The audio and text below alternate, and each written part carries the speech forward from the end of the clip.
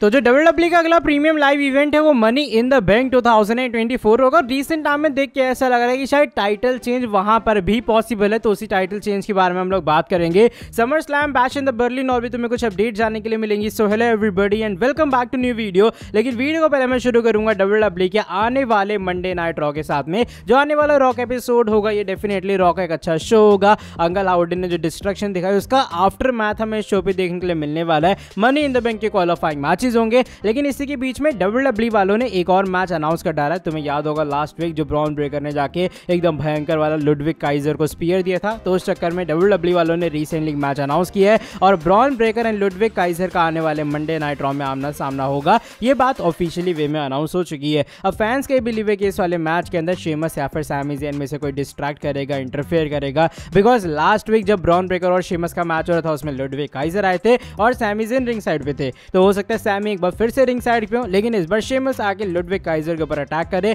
और Bron Breakker के साथ में उनकी भी भिड़ंत हो जाए। देख के ऐसा लग रहा है सिनेरियो कि WWE फेटल 4-वे मैच की तरफ जा रही है, जहां सैमी ज़ेन अपनी चैंपियनशिप को शेमस, ब्रॉन ब्रेकर और लुडविग काइजर के खिलाफ डिफेंड करेंगे। बात हम लोग summer slam premium live event के बारे में भी करने वाले हैं। मैंने रिसेंटली तुम लोग को एक वीडियो में बताया था कि पहले WWE सोलो वर्सेस कोडी का मैच प्लान कर रही थी, लेकिन उसके बाद चीजें हल्की सी चेंज हुई और WWE वाले सोलो वर्सेस रोमन का मैच ही प्लान कर रहे हैं। इसका मतलब है कि समर स्लैम से पहले रोमन आएंगे, वो अपना मैच सेटअप करेंगे और सोलो और फाइनली रोमन का आमना सामना इस वाले शो में हो जाएगा। तो अब देखा जाए कोडी रोड्स हमारे स्टिल अनडिस्प्यूटेड चैंपियन बचे। अब जब वो कोडी जो है हमारे डिफेंड ही नहीं कर रहे हैं सोलो के खिलाफ, तो रिसेंटली ज़रूर न्यूज़ की तरफ से एक अपडेट आई सामने और ज़रूर न्यूज़ ने बताया, जो फैंस अभी फिलहाल इतने दिनों से बिलीव कर रहे थे कि ऑर्टन वर्सेस कोडी रोड्स का मैच होगा, तो स्टिल वो मैच डिस्कस किया जा रहा है, प्लान किया जा रहा है समर स्लैम 2024 के लिए, जो कि मुझे लग रहा है अच्छी न्यूज़ है। इसका मतलब अनफॉर्चुनेटली ये भी है कि रैंडी ऑर्टन जो है वो टर्न हील करके अटैक करने वाले हैं कोडी रोड्स के ऊपर और शायद मनी इन द बैंक के शो में ही होगा। मुझे लग रहा होगा क्या कि ब्लड लाइन का जो टैग टीम एक्शन है वो शो पर हो रहा होगा और अचानक से जब रैंडी ऑर्टन वाली टीम जीत जाएगी, ऑर्टन टर्न करेंगे कोडी रोड्स पे, लगाएंगे RKO और समर स्लैम के लिए इनका जो मैच है वो ऑफिशियली वे में अनाउंस हो जाएगा। तुम में से कितने लोग चाहते हैं कि ऑर्टन और कोडी का मैच हो समर स्लैम में, और अगर ये मैच होता है तुम टीम कोडी में हो या फिर टीम रैंडी ऑर्टन में? बात करते हैं आज की हमारी अगली स्टोरी के बारे में। इस बार एक बहुत मैसिव मैच के बारे में जुड़ी है। आई मीन शायद तुम्हें सुन के लगेगा भाई क्या मैच है, बिकॉज रिसेंटली जो रिपोर्ट्स आ रही हैं सामने उसके अकॉर्डिंग WWE वाले डिस्कस कर रहे हैं इन फ्यूचर एक मैच की, जो कि मैच होगा बॉबी लैशली एंड जेकब फाटो के बीच में। जेकब ने रिसेंटली अपना डेब्यू किया है, वो ब्लड लाइन के मेंबर हैं। बॉबी लैशली करेंटली WWE से बाहर है इंजरी के कारण, लेकिन वो भी रिकवरी कर रहे हैं, काफी जल्दी उनका भी रिटर्न हो जाएगा। अब हुआ कि ये भी रिपोर्ट ज़रूर न्यूज़ की तरफ से आई है सामने। ज़रूर न्यूज़ ने बात रिवील की है कि फिलहाल एट द मोमेंट WWE वाले बॉबी लैशली वर्सेस जेकब फाटो का जो मैच है वो डिस्कस कर रहे हैं और ये match in future near future तुम्हें WWE में दिखाई देगा। अब तुम खुद इमेजिन करो जेकब फाटो जिस तरीके से डेब्यू कर रहे हैं डोमिनेंट वे है। बॉबी लैशली की डोमिनेंस हमने WWE में देख रखी है, स्पेशली पेंडेमिक एरा के अंदर। तो इमेजिन बॉबी लैशली जेकब फाटो आमने सामने आ रहे हैं, वो भी ट्रिपल एच एरा के अंदर। आई थिंक ये मैच को ज़्यादा बड़ा मैच, को ज़्यादा ब्लॉकबस्टर मैच। ये दो पावर हाउस है यार, जब ये दोनों आमने सामने आएंगे तो एक्सप्लोड डेफिनेटली होंगे। अब तुम लोग क्या ये मैच देखना चाहोगे? बिकॉज मैं तो डेफिनेटली चाहूंगा कि जेकब और बॉबी लैशली आमने सामने है, और अगर ये मैच होता है ये match of the ages definitely बनेगा। बात करते कुछ एक बड़ी स्टोरी के बारे में जो कि रिसेंटली MVP को लेकर आ रही है सामने, बिकॉज MVP ने रिसेंटली काफी सारे ब्लेम्स लगाए हैं ट्रिपल एच के ऊपर। इवन उन्होंने ये कह दिया कि जो हर्ट बिजनेस की गिमिक थी वो रेप्लिकेट करके दे दिया ब्लड लाइन को ट्रिपल एच ने। हुआ क्या कि रिसेंटली को जो फैंस है वो क्वेश्चन पूछ रहे थे MVP से, तो MVP उन सभी का रिप्लाई या फिर रिस्पॉन्स देते हुए नजर आया। उसमें से कॉमेंट ये था फैन का कि जो WWE जो ट्रिपल एच है उसने जो पूरी हर्ट बिजनेस की कोट पैंट सूट बूट वाली अपनी गिमिक थी वो उनको खत्म कर दी वहां पे और वो दे दिया ब्लड लाइन को, बिकॉज सोलो, टामाटोंगा, टांगा लुआ ये सब लोग कोट पैंट पहन के आ रहे हैं। तो फैंस ने कहा कि भाई, या फिर एक फैन ने पर्टिकुलर कहा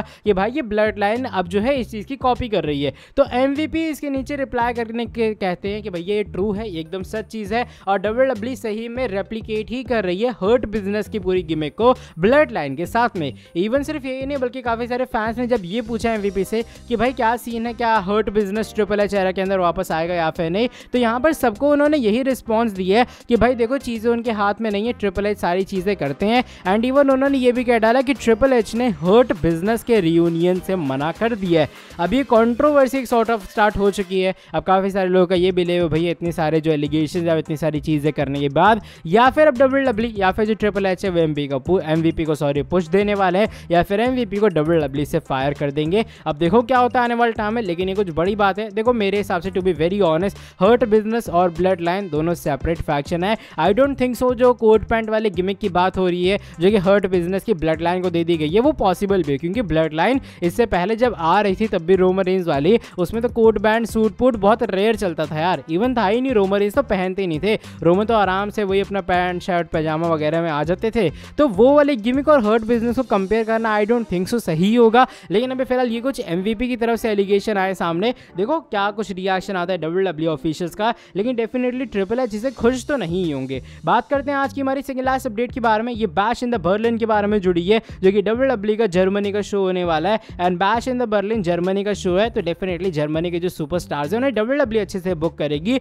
उनमें से एक नेम गंथर का भी आ रहा है सामने। समर स्लैम के अंदर गंथर ऑलरेडी एक वर्ल्ड टाइटल मैच में होंगे, ये बात पूरी तरीके से कंफर्म है, और मे बी वो डेमियन प्रीस्ट है जो भी उस टाइम वर्ल्ड चैंपियन रहता है मंडे नाइट रॉ का, उसका वो फेस करने वाले हैं। रिसेंटली एक रिपोर्ट आई सामने, उसके अकॉर्डिंग जो bash in the Berlin show है वहां पर जो WWE वाले हैं वो गंथर को एक टाइटल मैच के अंदर बुक करेंगे। लेकिन ट्विस्ट वाली बात यह है कि वो मैच कोडी रोड्स के खिलाफ नहीं होने वाला है, यानी कि कोडी रोड्स वर्सेस जो गंथर का मैच होगा अनडिस्प्यूटेड चैंपियनशिप के लिए, या फिर जो भी undisputed title on the line होगी, वो जो चीज है वो WWE लेटर ऑन के लिए बचाएगी। अभी फिलहाल Gunther definitely bash in the Berlin में एक टाइटल सिनेरियो के अंदर होंगे। अब वो टाइटल कौन सी होगी, mid card championship, world title, या फिर जो भी WWE और कोई चीज वहां पे इंट्रोड्यूस करे, ये बात कंफर्म नहीं है। लेकिन कोडी वर्सेस गंथर तो नहीं होगा बैश इन द बर्लिन के अंदर, तो मोस्ट प्रोबेबली जो भी उस टाइम वर्ल्ड चैंपियन रहेगा शायद गंथर उसके खिलाफ या अपनी चैंपियनशिप डिफेंड करेंगे या फिर समर स्लैम की रीमैच में कंपीट करेंगे। इससे एक आइडिया ये भी लग रहा है कि गंथर शायद डायरेक्टली समर स्लैम के अंदर वर्ल्ड चैंपियन नहीं बनेंगे, WWE शायद स्टोरी को हल्का सा स्ट्रेच करने वाले। तो ये कुछ प्लान्स है गंथर के बैश इन द बर्लिन को लेके, लेकिन मुझे लग रहा है शायद होम टाउन के सामने फाइनली गंथर वर्ल्ड चैंपियन बनने वाले हैं WWE में। अब बढ़ते हैं आज की हमारी नेक्स्ट एंड फाइनल स्टोरी की तरफ। ये मनी इन द बैंक के प्रीमियम लाइव इवेंट के बारे में जुड़ी, जो कि अगला शो होगा, एंड यहाँ पर शायद तुम लोगों को एक टाइटल चेंज देखने के लिए मिलेगा जो कि वर्ल्ड हैवीवेट चैंपियनशिप का हो सकता है। जिन लोगों को नहीं पता, डेमियन प्रीस्ट और सेथ रॉलिंस का मैच ऑलरेडी ऑफिशियल है इस वाले शो के लिए, और वर्ल्ड टाइटल जो डेमियन प्रीस्ट की है वो ऑन द लाइन होगी। और रिसेंटली बातें आ रही हैं सामने कि तुम लोग सेथ रॉलिंस की विनिंग पॉसिबिलिटी को बिल्कुल भी रूल आउट नहीं कर सकते हो, यानी कि तुम ये नहीं कह सकते भैया सेथ तो अभी वापस आया, रीमैच मिला है, वो जस्ट कहने का रीमैच है। डेमियन प्रीस्ट जो चैंपियनशिप रिटेन करेंगे और फिर वो फिन बैलर के खिलाफ लेटर ऑन डिफेंड करेंगे और जजमेंट डे के साथ फ्यूड करेंगे। देखो ये बात तो सही है कि जजमेंट डे के साथ फ्यूड होगा, लेकिन अगर तुम ये कह रहे हो कि सेथ का चांस हारने जो जीतने का चांस है वो इस वाले मैच में पूरा 0 है, तो ऐसा बिल्कुल भी नहीं है। बताया जा रहा है सेथ का भी चांस है, और मे बी तुम्हें एक टाइटल चेंज भी देखने के लिए मिल सकता है इस साल मनी इन द बैंक की शो के अंदर, जब WWE को अनएक्सपेक्टेड टर्न के साथ में सेथ के पास फिर से वो वर्ल्ड टाइटल दे देगी। बाकी देखो क्या होता है आने वाले टाइम में। तुम्हारे हिसाब से अगर सेथ के पास एक बार फिर से वर्ल्ड टाइटल आते मनी इन द बैंक के अंदर, वो सही डिसीजन होगा या फिर नहीं, या फिर मुझे तो ऐसा लग रहा है कि अगर WWE सेथ के पास फिर से वर्ल्ड टाइटल देती है, कहीं ना कहीं वो ड्रू मैकिंटायर के फैंस को नाराज करेगा, बिकॉज तुमने मैकिंटायर को होम टाउन के सामने उनकी जो है वो टाइटल नहीं दी, लेकिन Seth money in the bank के अंदर प्रीस्ट को हरा के वर्ल्ड चैंपियन बन रहे हैं। चलो by the way that is it for today video. अगर तुम लोग को ये वाली वीडियो पसंद आई है, इस वाली वीडियो को तुम लोग नीचे लाइक कर सकते हो। साथ ही में जो लोग चैनल के ऊपर न्यू है, सब्सक्राइब नहीं किया, सब्सक्राइब कर देना चैनल को, और बेल नोटिफिकेशन को भी कर दो ऑन। मैं तुमसे मिलता हूँ आके नेक्स्ट वीडियो के अंदर बहुत ज़्यादा जल्दी। Till then bye bye, take care.